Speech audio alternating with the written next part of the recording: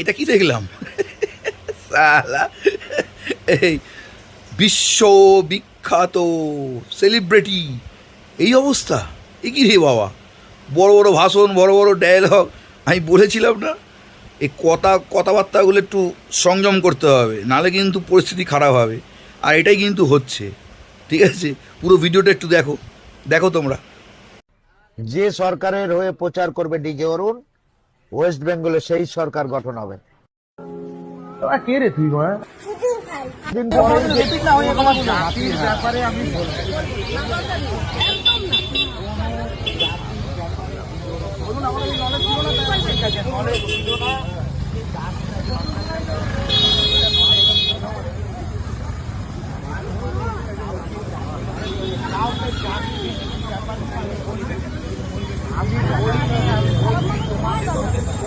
ঝামেলা লেগে গেছে।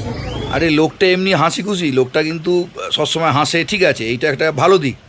কিন্তু আমি বারবার ওকে বলেছি একটু কথাবার্তা বুঝে বলতে হবে, লোকের বিষয়ে কি বলছি না বলছি।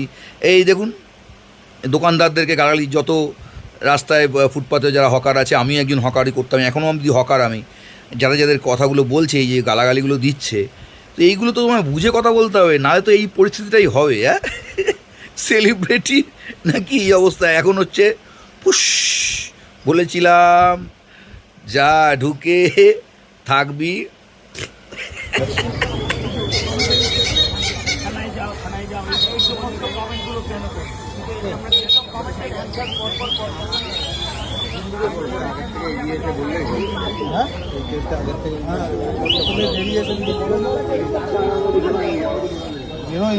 অবশ্যই এই যে বাজে কথাটা বলেছে, আমার মনে হয় না সেইটা নিয়ে এই ঝামেলাটা, আমি সেই ঝামেলাটা জানি না যেটা কী নিয়ে ঝামেলা হচ্ছে, কেন সাউন্ডটা ক্লিয়ার নেই। যাই হোক, কিন্তু যেটা হচ্ছে এর জন্য আগামী দিনে আরও হবে, এর সঙ্গে এ যেইভাবে কথাবার্তা বলে আগামী দিনে আরও হবে। এখনও বলছি, কথা বল, তুমি নিজেকে নিয়ে যা ইচ্ছা ভিডিও করো, লোককে কথা বলতে গেলে, লোক তোমার কোনো ক্ষতি করেনি, তাকে বলতে গেলে সেটা কথা বুঝে কথা বলো।